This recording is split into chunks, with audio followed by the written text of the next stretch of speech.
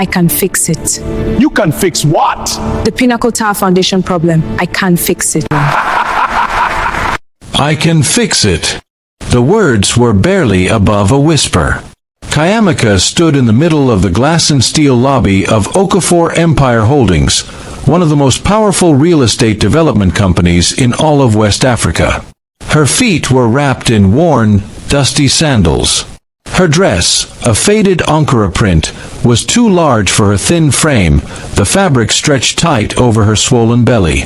She held a worn-out leather portfolio in one hand, its edges cracked and peeling, like it had been through 100 storms. Which, honestly, it had.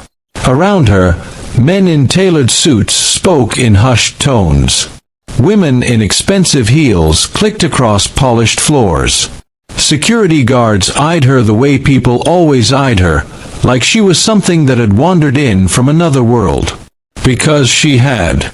And at the head of the room, standing before a massive architectural model of what was supposed to be the crown jewel of West Africa's skyline, a 47-floor mixed-use tower called the Okafor Pinnacle, stood Emeka Okafor himself. 38 years old. 6'2". Jaw like something carved from mahogany. Eyes that had seen boardrooms in London, Lagos, and New York.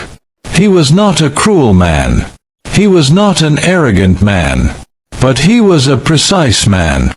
A man who believed that skill and expertise lived in offices, in universities, in polished resumes, not in the eyes of a pregnant, barefoot girl who had clearly wandered off the street.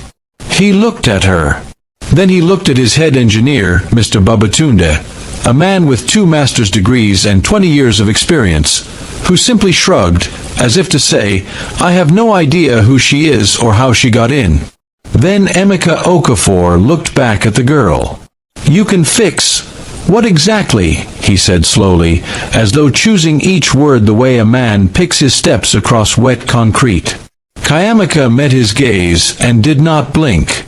Your foundation load distribution problem, she said. The one that's been holding up construction for 4 months. I can fix it. The room went quiet. And then, softly at first, then louder, the engineers laughed.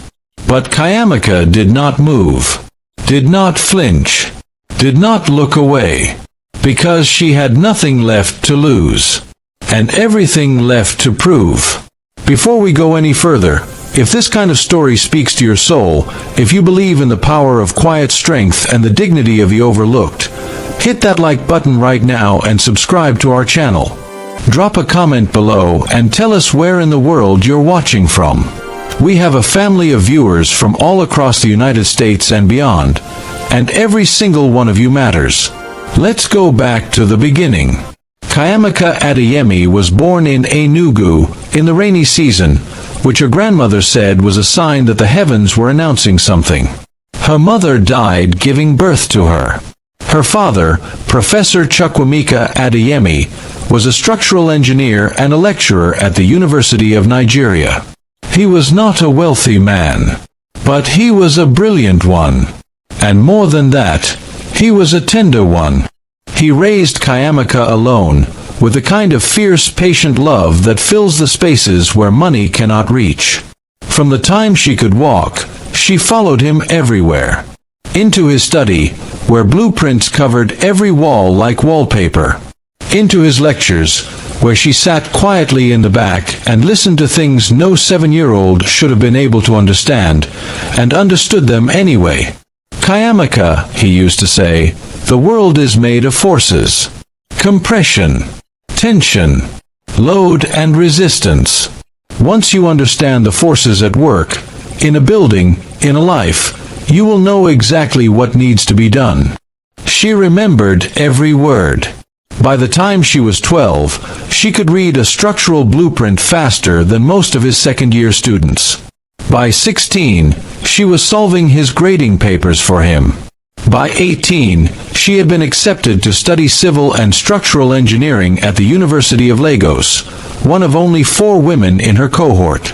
And then the world, as it sometimes does to those it has chosen for something great, broke her first. It started with a phone call on a Tuesday afternoon in October. Chiamaka was in her second year at the university, buried in a design project in the library. Her phone rang. An unknown number. It was a hospital. Her father had collapsed at the university. A stroke. Severe. She took a bus, then a taxi, then ran the last 4 blocks to the hospital. By the time she arrived, he was gone. She was 20 years old. She had no mother, no siblings, no aunts or uncles who would step forward, no savings. The small apartment they rented had 3 months of unpaid rent. Her scholarship, tied to her father's employment, was suspended. She spent 6 months doing everything she could to stabilize it. She took cleaning jobs, market jobs. She sold second-hand textbooks. She slept on a mat in her father's former colleague's storeroom. She wrote letters. She filed appeals. Nothing worked. And then, in a moment of loneliness, she let someone in. A man who was charming and warm and said all the right things. A man who, when she told him she was pregnant 3 months later, looked at her with cold eyes she had never seen before. "That's not my problem," he said. And he was gone. Chiamaka was 21 years old, pregnant, without a degree, without a family, and without a home. What she did have was her father's old leather portfolio. Inside it, 6 years of hand-copied notes on structural engineering. Dozens of problems she had worked out herself. Her father had always said, "When you have nothing else, you still have your mind. Protect it." She protected it. She found work in Lagos, the kind of work that asks no questions and pays little. She sold akara by the roadside in the morning. She cleaned offices at night. She rented a small room in a compound in Mushin with 3 other women, each of them carrying their own heavy load. But every evening, by the light of a small reading lamp she bought from a second-hand market, Chiamaka opened that portfolio and worked. She had heard about the Okafor Pinnacle project, a 47-floor mixed-use tower on Victoria Island. Hotels, offices, luxury apartments, a public sky garden on the 40th floor. The dream project that had stalled for 4 months. Problems with the soil. Problems with the load calculations. Problems that Okafor's engineers could not seem to solve. Chiamaka remembered a paper her father had written in 2009 on the behavior of lateritic soil under extreme vertical load in multi-story construction. He had developed a modified load distribution methodology that most engineers in Nigeria had never heard of. His paper published in a small journal, his work largely forgotten after his death. Chiamaka had memorized that paper at age 16.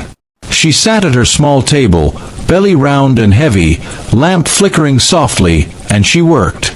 For 6 weeks she worked. No computer. No engineering software. Only pencils, graph paper, a ruler, and a mind that her father had spent 18 years sharpening like a blade. When she was done, she had a solution.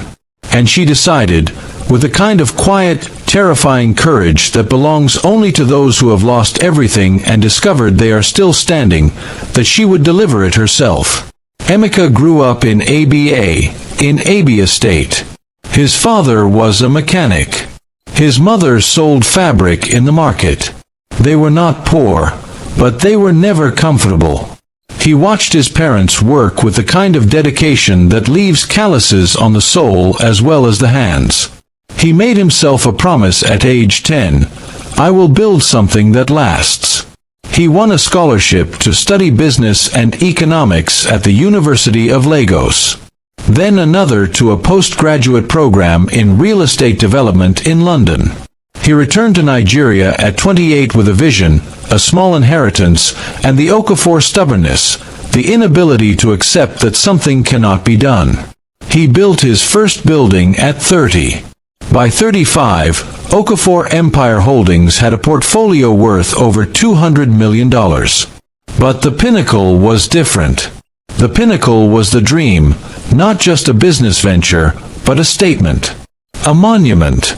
Something that would stand in Lagos long after he was gone. And now it was stuck. Bleeding money. 3 different engineering firms hired. Consultants from the United Kingdom brought in. Over $150,000 in assessments, none of which solved the core problem. And then Chiamaka walked in. She had not made an appointment. She had tried 3 calls over 2 weeks. Told each time that Mr. Okafor was unavailable. She had emailed. No response. So she did the only thing left to do.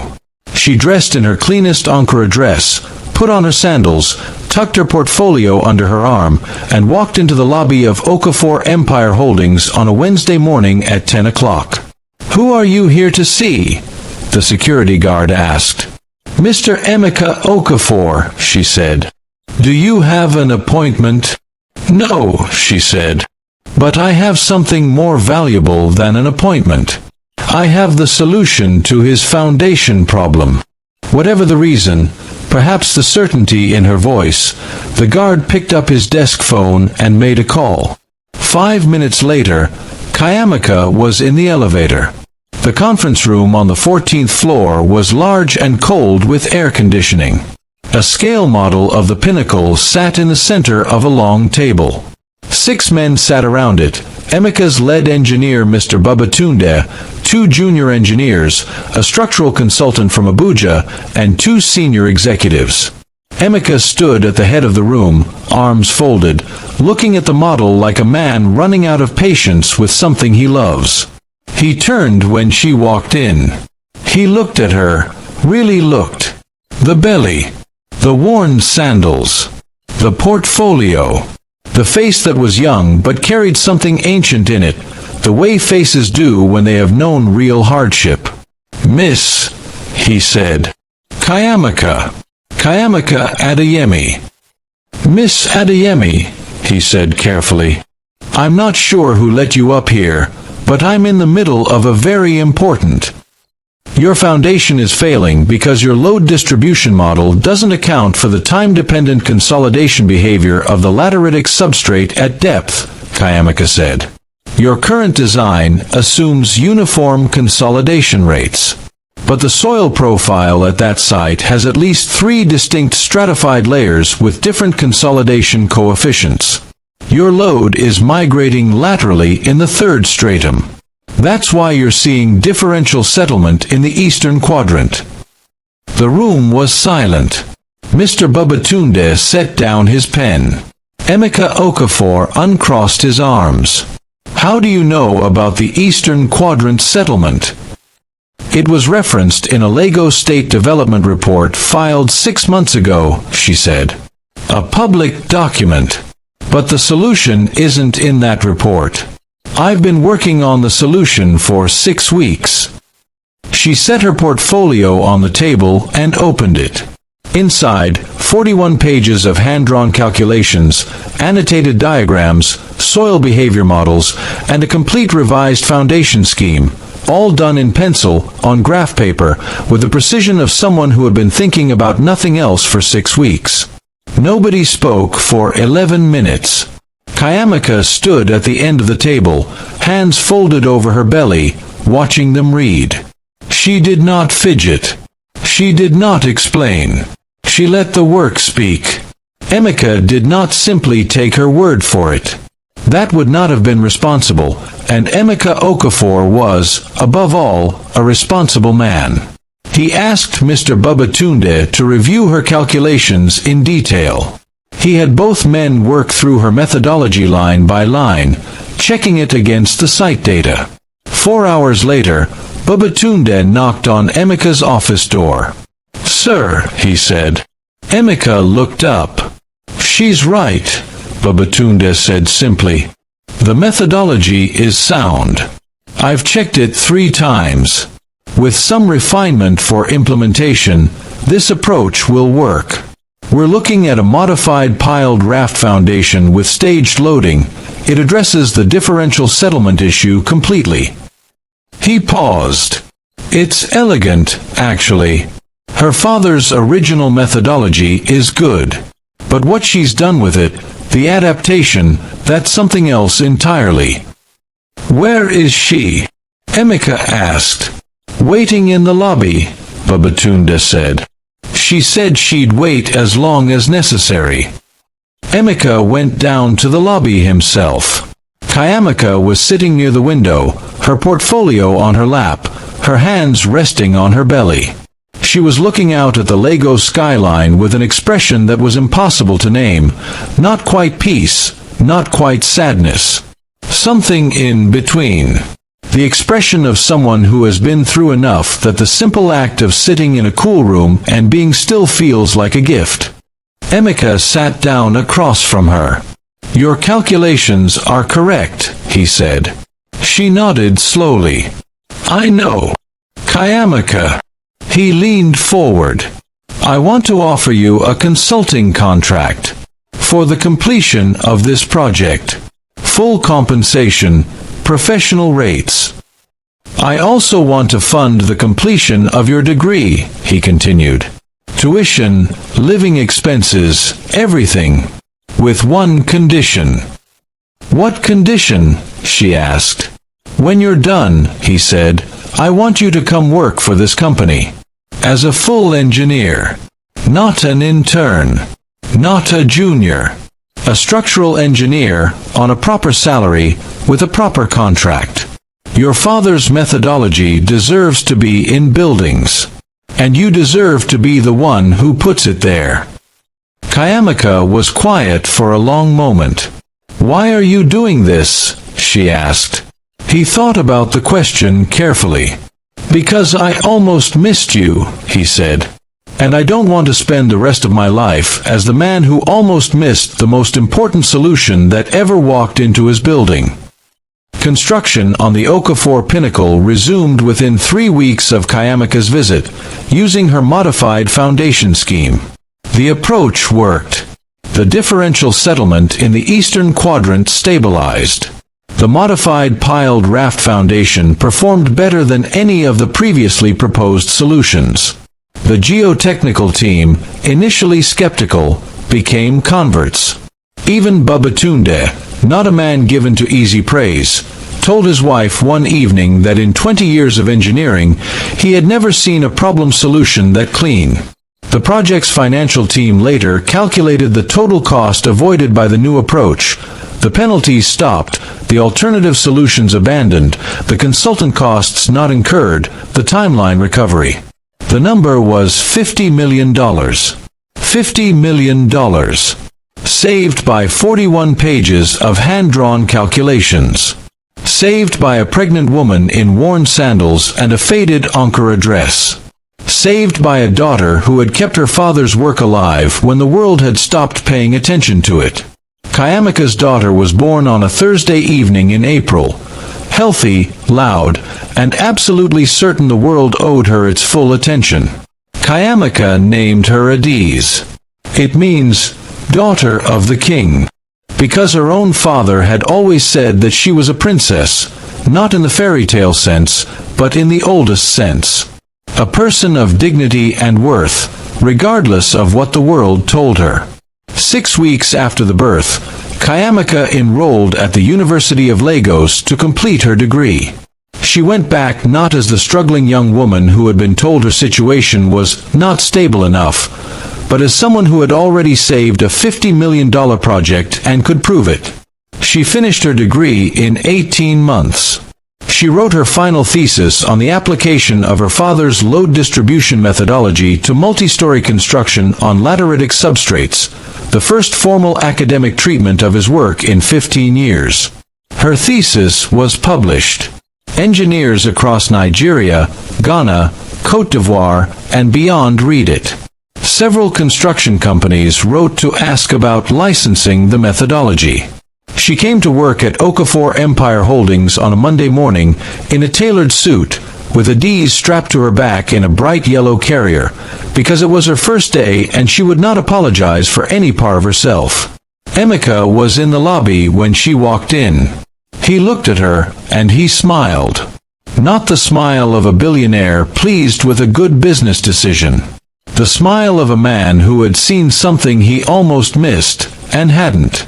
On the day the Okafor pinnacle was completed, all 47 floors gleaming silver blue against the Lego sky, Chiamaka stood near the edge of the crowd. A D's on her hip, her father's portfolio on her arm, repaired, new leather sewn over the old frame by a cobbler near her office. Someone asked her what she was thinking. She thought about her father in his study, walls covered in blueprints. She heard his voice. The world is made of forces. Once you understand the forces, you know what needs to be done. She looked up at the building. Her building. Not in the ownership sense, she held no stake. But in the only sense that had ever mattered to her, she had solved it. She had carried it. She had brought it up out of the stalled ground and sent it reaching toward the sky. "I'm thinking," she said quietly, "that my father would have loved to see this." And she did not cry. Not because she didn't feel it, she felt everything. But because she was her father's daughter. And her father had taught her that the deepest feelings don't always need tears. Sometimes they just need a building rising. If Chiamaka's story moved you today, if it reminded you of someone you know, someone you love, or perhaps something in yourself, we want to hear from you. Drop a comment below and tell us, what was the moment in this story that hit you hardest? Was it the scene in the lobby? The moment Babatunde said, "She's right"? The image of Chiamaka at her small table, lamp flickering, working by hand while the world slept? Tell us. We read every single comment. And if you believe in stories like this, stories of quiet courage, of overlooked brilliance, of the kind of strength that doesn't announce itself but simply does what needs to be done, then please subscribe to this channel and turn on your notifications. We tell these stories every week, because we believe the world needs more of them. Hit that like button. Share this video with someone who needs to hear it today. And remember, never judge a person by what they're wearing. Never measure a mind by where it went to school. And never, ever, underestimate someone who has nothing left to lose and everything left to prove. Because sometimes, the person who walks in with worn sandals and a leather portfolio is carrying the answer that changes everything. Thank you for watching. God bless you, wherever you are.